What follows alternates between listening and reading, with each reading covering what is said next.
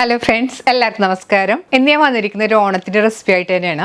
ഓണത്തിന് വളരെ ഈസി ആയിട്ട് ചെയ്തെടുക്കാൻ പറ്റുന്ന ഒരു വെറൈറ്റി പായസത്തിന്റെ റെസിപ്പിയാണ്. നമ്മൾ ഈ പായസം ഉണ്ടാക്കുന്നത് മാമ്പഴം വെച്ചിട്ടാണ്. നല്ല പഴുത്ത മധുരമുള്ള മാമ്പഴം വെച്ച് വേണം ഇത് ഉണ്ടാക്കാനായിട്ട്. നല്ല ടേസ്റ്റിയാണ്, പെട്ടെന്ന് ഉണ്ടാക്കിയെടുക്കാൻ പറ്റുന്ന റെസിപ്പിയാണ്. നമ്മളിപ്പോൾ ഓൾറെഡി കുറേയധികം ഓണർ റെസിപ്പികളൊക്കെ പോസ്റ്റ് ചെയ്തിട്ടുണ്ട്. എല്ലാം തന്നെ നല്ല റെസിപ്പികളാണ്. കാണാത്തവരാണെങ്കിൽ എല്ലാം കണ്ടൊന്ന് ട്രൈ ചെയ്ത് നോക്കണം. അതുപോലെ നമ്മുടെ പായസം റെസിപ്പി, സദ്യ മസാലക്കറി, പച്ചടികളൊക്കെ നല്ല ഹിറ്റായിട്ടുള്ള റെസിപ്പികളാണ്.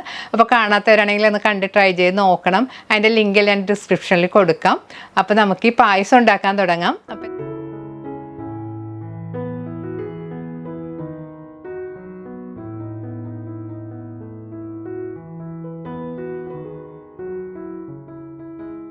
പായസം ഉണ്ടാക്കാനായിട്ട് ഈ സൈസിലുള്ള 3 നല്ല പഴുത്ത മധുരമുള്ള മാങ്ങയാണ് എടുത്തിരിക്കുന്നത്. ആദ്യം ഇതിൻ്റെ തൊലിയെല്ലാം കളഞ്ഞതിന് ശേഷം ചെറിയ കഷ്ണങ്ങളായിട്ട് കട്ട് ചെയ്തെടുക്കണം. ഈ പായസത്തിൽ നമുക്ക് മധുരത്തിനായിട്ട് പഞ്ചസാരയോ ശർക്കരയോ വേണമെങ്കിൽ ഉപയോഗിക്കാം. ഞാനിവിടെ എടുത്തിരിക്കുന്നത് ശർക്കരയാണ്. 1 കപ്പ് ശർക്കര ചീകിയതാണ് ഇതിനായിട്ട് എടുത്തിരിക്കുന്നത്. ശർക്കര പെട്ടെന്ന് ഉരുകി വരാൻ വേണ്ടി ഞാനൊന്ന് ചെറുതായിട്ട് ചീകി എടുത്തിട്ടാണ് ഉരുക്കിയെടുക്കുന്നത്. ഇനി ഇതിലേക്ക് 1/2 കപ്പ് വെള്ളവും കൂടെ ചേർത്ത് കൊടുക്കണം. അതിനുശേഷം സോസ് പാൻ സ്റ്റൗവിൽ വെച്ച് ശർക്കര നല്ലപോലെ ഒന്ന് ഉരുക്കിയെടുക്കണം. മാങ്ങ തൊലിയെല്ലാം കളഞ്ഞെടുത്തതിന് ശേഷം ചെറിയ കഷ്ണങ്ങളായിട്ട് കട്ട് ചെയ്തെടുത്തിട്ടുണ്ട്. ഈ മാങ്ങ കഷ്ണങ്ങൾ മിക്സിയുടെ ജാറിലിട്ട് നല്ലൊരു ഫൈൻ പേസ്റ്റായിട്ട് അരച്ചെടുക്കാനുള്ളതാണ്. കട്ട് ചെയ്തെടുത്ത മാങ്ങയിൽ നിന്ന് കുറച്ച് മാങ്ങാ കഷ്ണങ്ങൾ ഇതുപോലെ ചെറുതായിട്ട് കട്ട് ചെയ്തെടുക്കണം. ഇത് നെയ്യിൽ വറുത്തെടുത്തിട്ട് അവസാനം നമുക്ക് ഗാർണിഷ് ചെയ്യാനുള്ളതാണ്. ശർക്കര സ്റ്റൗവിൽ വെച്ച് കഴിഞ്ഞാൽ നല്ലതുപോലെ തിളക്കാൻ തുടങ്ങിയിട്ടുണ്ട്. സ്പൂൺ കൊണ്ട് നല്ലപോലെ മിക്സ് ചെയ്ത് കൊടുക്കണം. ശർക്കര ഇപ്പോൾ ഒട്ടും കട്ടയില്ലാതെ നല്ലപോലെ ഉരുകി വന്നിട്ടുണ്ട്. ഇനി സ്റ്റവ് ഓഫ് ചെയ്ത് ഇത് മാറ്റി വെക്കാം. വലിയ കഷ്ണങ്ങളായിട്ട് കട്ട് ചെയ്ത് വെച്ചിരിക്കുന്ന മാങ്ങാ കഷ്ണങ്ങൾ മിക്സിയുടെ ഒരു വലിയ ജാറിലേക്ക് ഇട്ട് കൊടുക്കാം. ഇനി ഇതൊരു നല്ല ഫൈൻ പേസ്റ്റ് ആയിട്ട് അരച്ചെടുക്കണം. മാങ്ങ നല്ല സ്മൂത്തായിട്ട് അടിച്ചെടുത്തിട്ടുണ്ട്. ഇത് നമുക്ക് മാറ്റി വെക്കാം. ഇനി പായസം ഉണ്ടാക്കാനായിട്ട് ഒരു പാൻ ചൂടാക്കാം. പാൻ ചൂടാകുമ്പോഴേക്ക് 2 ടേബിൾ സ്പൂൺ നെയ്യ് ഒഴിച്ചു കൊടുക്കണം.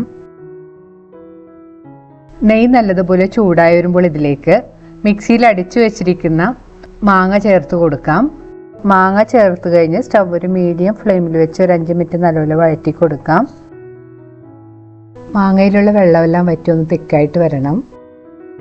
മാങ്ങ ചേർത്ത് 5 മിനിറ്റ് നല്ലതുപോലെ വഴറ്റിയതിന് ശേഷം ഇതിലേക്ക് ഉരുക്കി വെച്ചിരിക്കുന്ന ശർക്കര ചേർത്ത് കൊടുക്കണം. ശർക്കര ചേർക്കുമ്പോൾ പ്രത്യേകം ശ്രദ്ധിക്കേണ്ടത്, ശർക്കര ഉരുക്കിയത് ഒരു അരിപ്പയിലൂടെ അരിച്ചിട്ട് വേണം ഇതിലേക്ക് ചേർത്ത് കൊടുക്കാനായിട്ട്. ശർക്കരയിൽ ചിലപ്പോൾ ചെറിയ കല്ലും മണ്ണും എല്ലാം കാണും. ശർക്കര ചേർക്കുമ്പോൾ പ്രത്യേകം ശ്രദ്ധിക്കേണ്ടത്, ശർക്കര കുറച്ച് ആദ്യം ചേർക്കുക. ആവശ്യമുണ്ടെങ്കിൽ പിന്നീട് ടേസ്റ്റ് ചെയ്ത് നോക്കിയിട്ട് ചേർത്ത് കൊടുത്താൽ മതി. മാങ്ങക്ക് നല്ല മധുരമുള്ളത് കൊണ്ട് ശർക്കര കുറച്ച് ചേർത്താൽ മതിയാകും. ശർക്കര ചേർത്ത് കഴിഞ്ഞ് ഒന്ന് നല്ലപോലെ മിക്സ് ചെയ്ത് യോജിപ്പിക്കാം. ശർക്കര ചേർത്ത് കഴിഞ്ഞ് സ്റ്റവ് ഒരു മീഡിയം ഫ്ലെയിമിൽ വെച്ച് പാനൊന്ന് മൂടി കുറച്ച് സമയം വെക്കാം. മാങ്ങയും ശർക്കര നീരും എല്ലാം കൂടെ ഒന്ന് തിക്കായിട്ട് വരണം. ഇനി വേണ്ടത് തേങ്ങാപ്പാലാണ്. ഞാനിവിടെ എടുത്തിരിക്കുന്നത് ടിന്നിൽ കിട്ടുന്ന കോക്കനട്ട് മിൽക്കാണ്. 2 കപ്പ് കട്ടി കുറഞ്ഞ പാലാണ് ആദ്യം ചേർക്കേണ്ടത്. ഞാൻ 1 കപ്പ് പാലെടുത്തിട്ട് അതിലേക്ക് 1 കപ്പ് വെള്ളവും കൂടെ ചേർത്ത് മിക്സ് ചെയ്തെടുത്തതിന് ശേഷമാണ് ചേർത്ത് കൊടുക്കുന്നത്. കോക്കനട്ട് പൗഡർ വേണമെങ്കിൽ അത് കലക്കി വേണമെങ്കിൽ ചേർക്കാം. നിങ്ങളുടെ കയ്യിൽ ഇത് രണ്ടും ഇല്ലെങ്കിൽ ഫ്രഷ് തേങ്ങ ചിരകിയത് മിക്സിയുടെ ജാറിലിട്ട് കുറച്ച് വെള്ളം ഒഴിച്ച് നല്ലപോലെ അടിച്ചെടുത്ത് ആദ്യം പിഴിഞ്ഞെടുക്കുന്നത് 1-ാം പാലും രണ്ടാമത് പിഴിഞ്ഞെടുക്കുന്നത് 2-ാം പാലുമാണ്. 2-ാം പാൽ 2 കപ്പാണ് നമ്മൾ ചേർത്ത് കൊടുക്കേണ്ടത്. പാൻ മൂടി വെച്ച് കുക്ക് ചെയ്യാൻ തുടങ്ങിയിട്ട് കുറച്ച് സമയം എല്ലാം കഴിഞ്ഞ് മീഡിയം ഫ്ലെയിമിൽ വെച്ച് ഞാൻ ഏകദേശം ഒരു 10 മിനിറ്റ് കുക്ക് ചെയ്തിട്ടുണ്ട്. അപ്പോൾ ഇത് കുറച്ച് തിക്കായി തുടങ്ങിയിട്ടുണ്ട്. ഇനി ഇതിലേക്ക് തേങ്ങാപ്പാൽ ചേർത്ത് കൊടുക്കാം. 2 കപ്പ് 2-ാം പാലാണ് ചേർത്ത് കൊടുത്തിരിക്കുന്നത്. പാല് ചേർത്തിട്ട് നല്ലപോലെ ഒന്ന് മിക്സ് ചെയ്ത് യോജിപ്പിക്കണം. 2-ാം പാൽ ചേർത്ത് കഴിഞ്ഞ് കുറച്ച് സമയം വീണ്ടും കുക്ക് ചെയ്യണം. പാല് ചേർത്ത് കഴിഞ്ഞ് പായസം ഒന്ന് നല്ലപോലെ കുറുകി വരണം. നന്നായിട്ട് കുറുകിയതിന് ശേഷം മാത്രമേ ഇതിലേക്ക് 1-ാം പാൽ ചേർത്ത് കൊടുക്കാൻ പാടുള്ളൂ.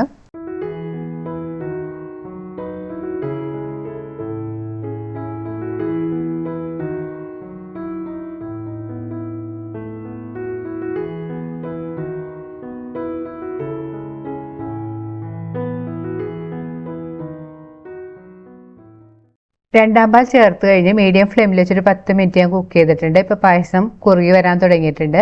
ഇനി ഇതിലേക്ക് 1 ടീസ്പൂൺ ഏലക്കാപ്പൊടിയും കൂടി ചേർത്ത് കൊടുക്കാം. ഏലക്കാപ്പൊടി ചേർത്ത് നല്ലപോലെ ഒന്ന് മിക്സ് ചെയ്ത് യോജിപ്പിക്കാം. ഇതിലേക്ക് നല്ല കട്ടിയുള്ള 1/4 കപ്പ് 1-ാം പാലും കൂടി ചേർത്ത് കൊടുക്കാം. പാല് ചേർത്ത് നല്ലപോലെ മിക്സ് ചെയ്ത് യോജിപ്പിക്കാം. 1-ാം പാൽ ചേർത്ത് കഴിഞ്ഞ് പായസം തിളക്കാൻ അനുവദിക്കരുത്. നല്ലതുപോലെ മിക്സ് ചെയ്ത് കൊടുക്കുക. അതിന് ശേഷം തിളക്കാൻ തുടങ്ങുന്ന സമയമാകുമ്പോഴത്തേക്കും സ്റ്റവ് ഓഫ് ചെയ്ത് കൊടുക്കണം.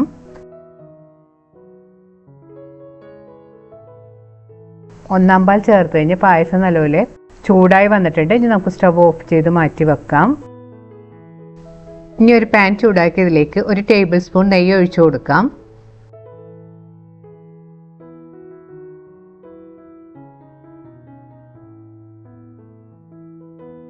നെയ്യ് നല്ലതുപോലെ ചൂടായുമ്പോൾ ഇതിലേക്ക് 10 കശുവണ്ടി 2ആയിട്ട് സ്പ്ലിറ്റ് ചെയ്ത് വെച്ചിരിക്കുന്നത് ചേർത്ത് നല്ലപോലെ ഒന്ന് വറുത്തെടുക്കണം.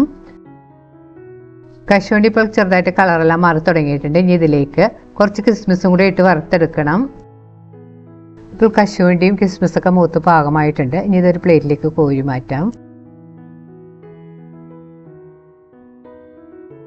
ബാക്കി നെയ്യിലേക്ക് ചെറുതായിട്ട് കട്ട് ചെയ്ത് വെച്ചിരിക്കുന്ന മാങ്ങ കഷ്ണങ്ങൾ ചേർത്തൊന്ന് വറുത്തെടുക്കണം.